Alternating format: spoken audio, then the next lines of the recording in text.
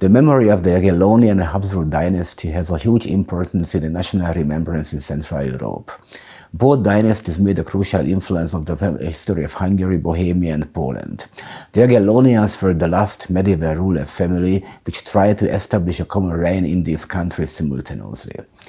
The common history of both dynasties belongs to the last dynasty trials in Central Europe in the Middle Ages, and meanwhile it was the continuation of competitions and struggles inherited from the earlier periods.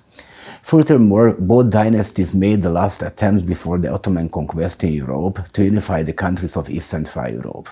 If we look at the legacy to the two ruler families, the Jagiellonians dynasty left their strongest legacy in Poland, where they ruled until the end of the 16th century, but their history also etched in the national memory in Hungary and Czechia. The Habsburgs were present in the region from the mid-15th century until the end of the First World War, so they were incorporated in the national memory in several steps. They left behind a very controversial memory in Hungary, Poland and Bohemia. Their legacy has been interpreted even in the national historiography is controversial, and the assessment of the Habsburg differ in the three countries from each other basically.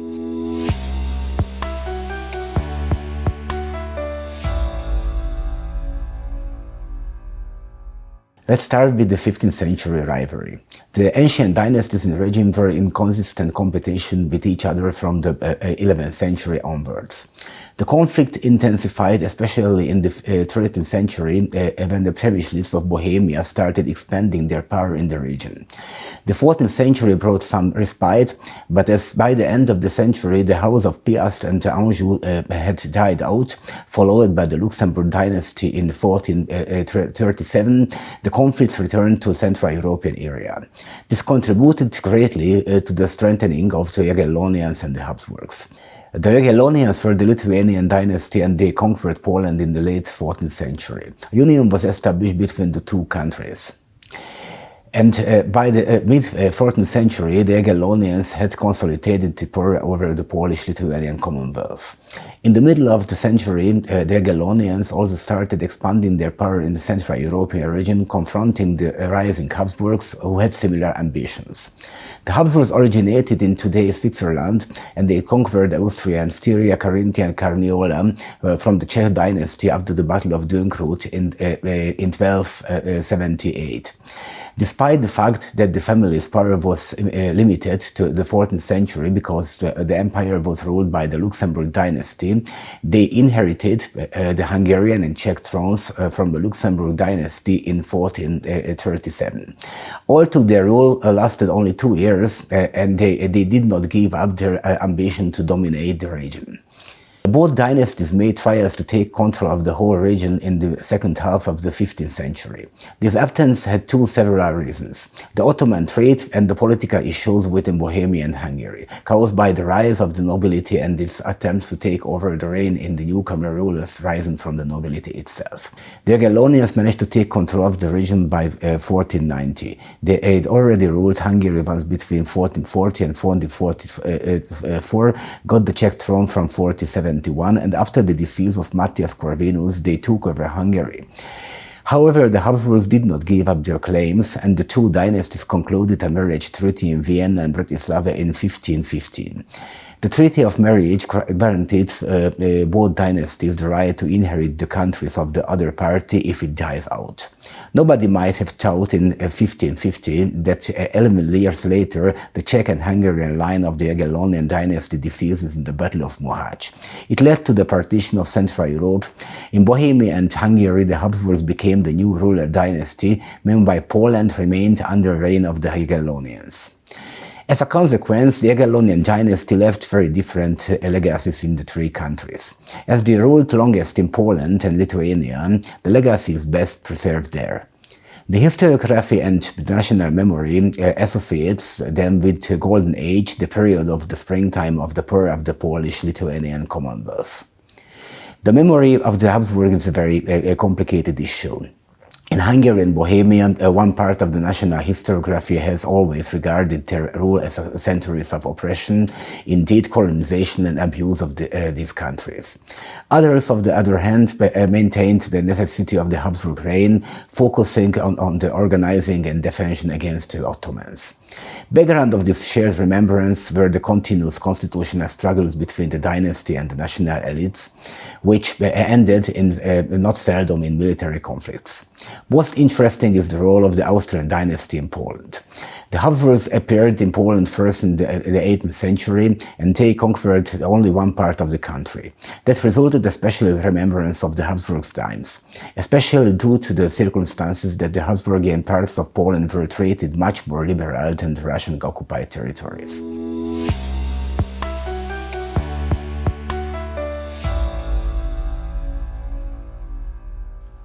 W 1880 roku cesarz Austrii Franciszek Józef I podczas wizyty w Krakowie odwiedził dom Jana Matejki przy ulicy Floriańskiej. Monarcha darzył polskiego malarza wielkim uznaniem, dlatego Matejko podarował mu obraz przedstawiający zjazd wiedeński z 1515 roku. Dzieło miało przypominać cesarzowi o wydarzeniu, które w dłuższej perspektywie doprowadziło do przejęcia przez Habsburgów tronu węgierskiego, wcześniej należącego do Jagiellonów. Zjazd wiedeński długo oceniano negatywnie. Uważano, że porozumienie z 1515 roku było błędem dyplomacji jagiellońskiej, bo umożliwiło Habsburgom sukcesję na tronach Czech i Węgier. Zobowiązania cesarza Maksymiliana I uznawano za kruche i niewiążące. Dziś jednak badacze widzą w tym układzie coś więcej. Podkreśla się, że Jagiellonowie nie mogli przewidzieć nagłej śmierci Ludwika II pod Moháczem w 1525 roku, a kompromis z Maksymilianem był wtedy jedyną realną strategią, która mogła osłabić sojusz cesarstwa z Krzyżakami i Moskwą. Pierwsze rozmowy Jagiellonów z Habsburgami odbyły się już w marcu 1515 roku w Pożoniu, dzisiejszej Bratysławie. Uczestniczyli w niej Władysław II Jagiellończyk i Zygmunt I Stary. Maksymilian I wysłał swoich dyplomatów. Choć szczegóły rozmów nie są znane, wiadomo, że były burzliwe, a kompromisy trudne do wypracowania.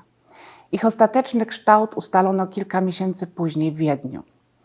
Zjazd wiedeński rozpoczął się 15 lipca 1515 roku. Do stolicy cesarstwa przybyli trzej monarchowie: Władysław II, jego brat Zygmunt I oraz cesarz Maksymilian I. Spotkanie miało uroczystą oprawę i duże znaczenie polityczne. Najważniejszą częścią porozumienia były układy dynastyczne. Wnuk cesarza, Ferdynand Habsburg, miał poślubić Annę Jagiellonkę, córkę Władysława II. Z kolei 9-letni Ludwik Jagiellończyk został zaręczony z Marią Habsburżanką. Ustalono także kwestie polityczne. Maksymilian zobowiązał się do uznania drugiego pokoju toruńskiego i do mediacji w konflikcie z Krzyżakami. Zadeklarował też, że przestanie wspierać Moskwę. Najbardziej symboliczny był akt adopcji Ludwika Jagiellończyka. Cesarz uczynił go swoim trzecim synem i spadkobiercą. Maksymilian zapowiedział, że Ludwik zostanie jego następcą i otrzyma godność cesarską potwierdzoną przez elektorów.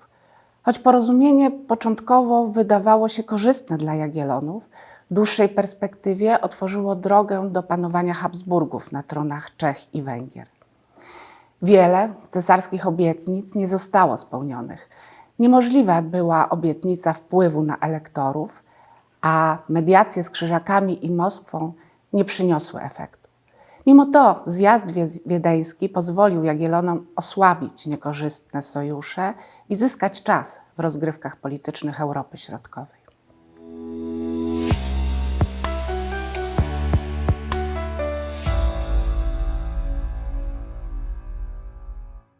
Když prezident České republiky na Pražském hradě přijímá zahraniční státníky, kuriózně je vítá v prostředí naplněném symboly, které reprezentují dynastii Habsburků. Dynastii, která je nicméně již více jak 300 let v českých zemích vnímána jako cizí, a to nejen v ústavním, ale také v národním měřítku. Nikoliv náhodou přitom podobná slova používají v analogické souvislosti i rakouští historikové a politologové o svém vlastním prezidentovi. I tato shoda je dokladem provázanosti historického mýtu ve střední Evropě a není tedy pro české prostředí úplně výlučná.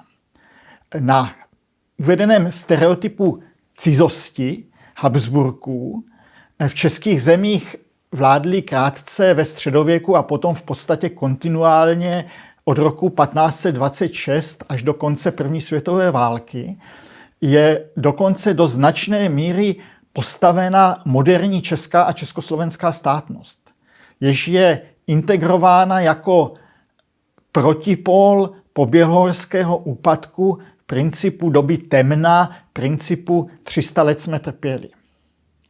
Filozof, sociolog a pozdější první československý prezident Tomáš Garrigue Masaryk již v roce 1895, ačkoliv v té době nebylo o republikánské budoucnosti českého nebo československého státu ani zdaleka jisto, tak už tehdy uvedl tezi, v níž v podstatě vyloučil Habsburskou dynastii a také šlechtu z kolektivu českého národa, vyloučil ji jako národotvorný a státotvorný moderní prvek. Hovoří o jejím úpadku, nenárodnosti, o jejím postoji proti základům, proti základním požadavkům českého programu kulturního, pokud máme Masaryka citovat. Z toho pro Masaryka vyplývají 3 závěry. Za prvé, je to souboj monarchického habsburského klerikalismu proti českému liberalismu. Habsburkové a šlechta se podle něho poddávají duchovnímu vedení výbojného klerikalismu, aspoň tak to Masaryk nazývá. A tím přichází do rozporu se údajně svobodomyslnými základy českého lidu. To je první princip. Druhý Masarykův princip, to je kulturní program dynastie a šlechty na jedné straně versus kulturní program lidu na straně druhé. Na programě mezinárodním, nelidovém a klerikálním česká šlechta a habsburská dynastie nemůže být úspěšným politickým vůdcem českého lidu, říká Masaryk. A za třetí princip, to je důležitý princip souboje tradicionalismu proti modernitě. Podle této interpretace habsburská dynastie a šlechta si ve své výlučnosti pořád řídí tradicemi, a to dokonce tradicemi, které jsou spjaty nejen s obdobím před rokem 1948, ale dokonce před rokem 1847, čili takzvané předbřeznové doby. Možná i proto je v českých filmech meziválečného období první poloviny 20. století příslušník habsburské dynastie a nebo habsburské šlechty vyobrazován jako stařičký, poněkud hloupý člověk, jako reprezentant v uvozovkách zkostnatělé monarchie, zatímco tím moderním člověkem, tím jeho opakem, bývá v souladu s dobovým vnímáním modernity mladý inženýr, popřípadě mladý progresivní pedagog. Uvedený stereotyp se uplatnil i v období po druhé světové válce, kdy se vnímání dynastie Habsburků prostřednictvím kategorií národní cizosti a sociálního útlaku ještě se k tomu přidal princip třídního boje. Ku podivu v souvislosti s poválečnými konfiskacemi majetku šlechty se nicméně rozvinul nový fenomén, a sice fenomén památkové péče se zámkem jako specifickým typem muzea. Návštěva zámku, o jehož instalaci a prezentaci se postarali historikové, kteří ve skutečnosti z politických důvodů vůbec nemohli najít uplatnění v univerzitním prostředí, jako byl například Břetislav Šorm nebo Miloš Stehlík, se od 60. let 20. století staly součástí výukových a kulturních programů škol i dělnických kolektivů. Kuriózně tak představitelé dělnické třídy přijížděli obdivovat životní styl svých vykořisťovatelů. Jejich zámky byly navíc vyzdobeny portréty představitelů svržené dynastie. Nejčastěji portréty císařů, jako byl Leopold I. Nebo Karel VI., František Lotrinský, Marie Terezie. Nic nepomohly ani povinné vstupní expozice, které měly informace pro návštěvníky uvádět na pravou míru, takzvaně, a které měly prezentovat tradici místního revolučního hnutí. Jak je patrné, daný negativní stereotyp vykreslující v moderní době dynastii Habsburků na českém trůně byl narušován prostřednictvím památkové péče, respektive náhledem z pozice dějin umění a dějin kultury. Jako nejvhodnější stělesnění pro takovou výjimku v obecné představě byl zvolen císař Rudolf II., který byl i přes odkazy na jeho podivínství vnímán jednak jako respektovaná historická osobnost v prostředí umění a vědy, jednak bylo vzato v úvahu jeho počeštění dynastie, uskutečněné dočasným přestěhováním císařského dvora z Vídně do Prahy. A proto i určitá část rudolfinských sbírek je dodnes považována za součást českého národního kulturního dědictví a nikoliv dědictví rakouského nebo habsburského. Ačkoliv film Císařův pekař a pekařův císař z 50. let odráží dobové principy třídních rozporů, integruje a interpretuje Rudolfa Habsburského jako laskavého císaře, jako manieristického otce alchymistů. Po roce 1989 se tento pohled na určitou dobu transformoval navíc do neméně bizarní polohy, známé pod pojmem Praha magická, jako propojení Prahy Rudolfa II. A Prahy Franze Kafky.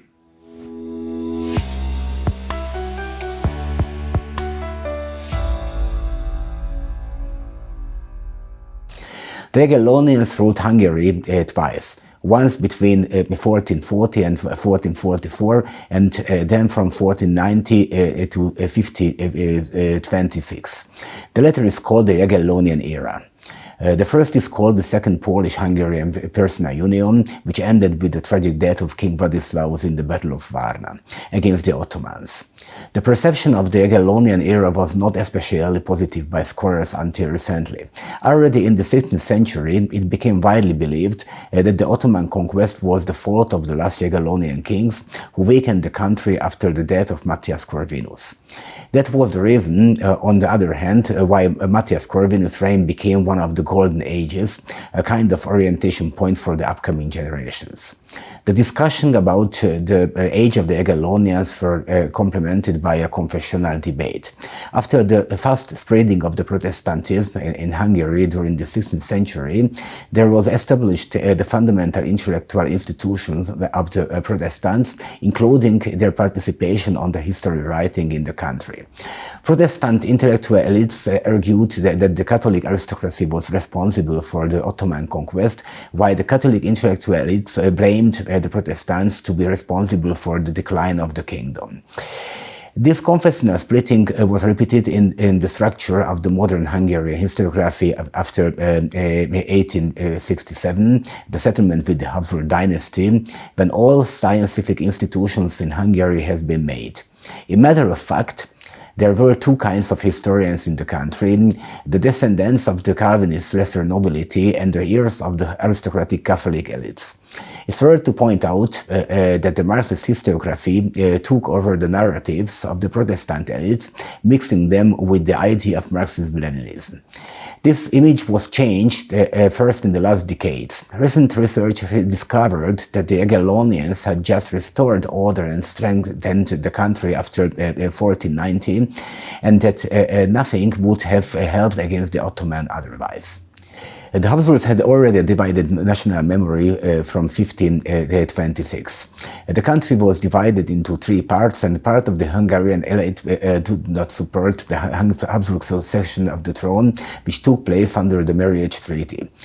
It concluded in endless constitutional struggles between the dynasty and the elites after the Battle of Mohács up to the 19th century, up to the time with the settlement with the dynasty. But despite the consolidation, the public opinion about the Habsburg remained shared until the end of the First World War, the decline of Austria-Hungary. The Habsburgs were oppressors, colonial lords and abusers of the country on the one hand. On the other hand, they were regarded as providers of the independence of the rest of the kingdom during the Ottoman period, and they were praised as restorers of the country in the 18th century. Of course, the communist historiography took over the former one image of the dynasty, presenting it the frame of Marxist-Leninist ideology. These debates did not end until today. It's worth to watch in the new TV series about John of Hunyadi, where he is presented as symbol of resistance against the Habsburgs. It means the West. As lesson, we can know the different image of the Domus Jagiellonica in the Central European countries. Were the Jagiellonians the reason of the decline in Hungary, or they were the last reformers before the end of the medieval kingdom? How was the perception of the Habsburgs? Were they oppressive or a benevolent dynasty? We can note that the period after 1867 made a serious influence for the serial events.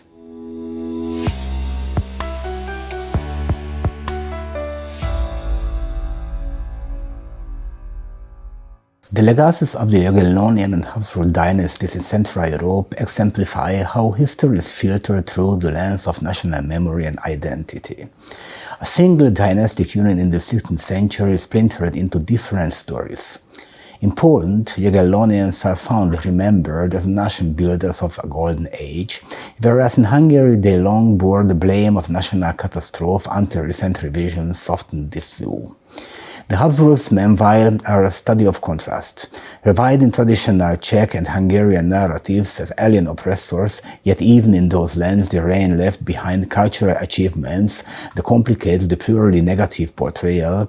In Poland's case, the Habsburg rule is a relatively minor footnote, colored by a particular fact that Austrian-ruled Poland was gentler than other partitions, yielding a somewhat mitigated memory. What is clear is that memory politics after the fall of these empires, especially in the 19th and the 20th centuries, heavily shaped these perceptions. Nationalist historians, romantic artists and later Marxist ideologies each assertively emphasized aspects of the Jagiellonian and Habsburg eras to serve contemporary narratives, whether it was to inspire pride in a glorious past or to warn foreign subjugation. Ultimately, the legacy of the Jagiellonians and the Habsburgs is not a single legacy at all, but a tapestry of completing narratives. These range from golden ages to dark ages, from unifying visions to cautionary tales of lost independence. The ongoing re-evolution by modern historians, armed with critical methods and fresh perspectives, shows a trend toward integrating these fragmented memories into a more balanced picture. By examining how each country recalls the same dynasty crossroads differently, we gain insight into the powerful role of collective memory in shaping national identity. The dynastic past in Central Europe remains a contrasted memory, but one that continues to inform the present, reminding us that history's meaning often lies as much in interpretation as in facts.